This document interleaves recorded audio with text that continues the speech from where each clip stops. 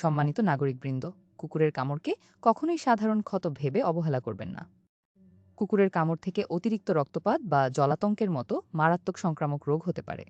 মনে রাখবেন, জলাতঙ্ক হলে মৃত্যু ঝুঁকি শতভাগ। তাই আজই জেনে নিন কুকুরের কামড়ের সঠিক প্রাথমিক চিকিৎসা।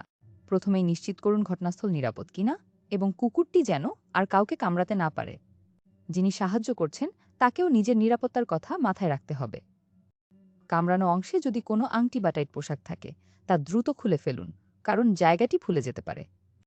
এরপর সবচেয়ে গুরুত্বপূর্ণ কাজটি হল ক্ষতস্থানটি পরিষ্কার প্রবাহমান পানি, যেমন ট্যাপের পানি এবং ক্ষার জাতীয় সাবান দিয়ে কমপক্ষে 15 মিনিট ধরে ধুয়ে ফেলুন।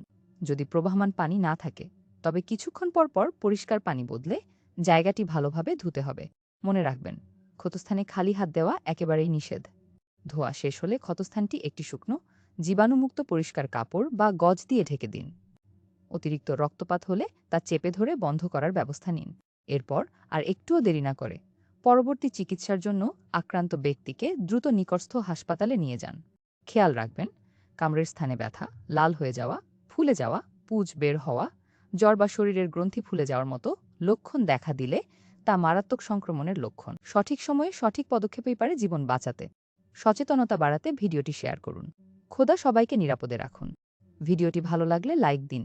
এমন আরও ভিডিও নিয়মিত পেতে আমাদের পেজটি ফলো করে রাখুন।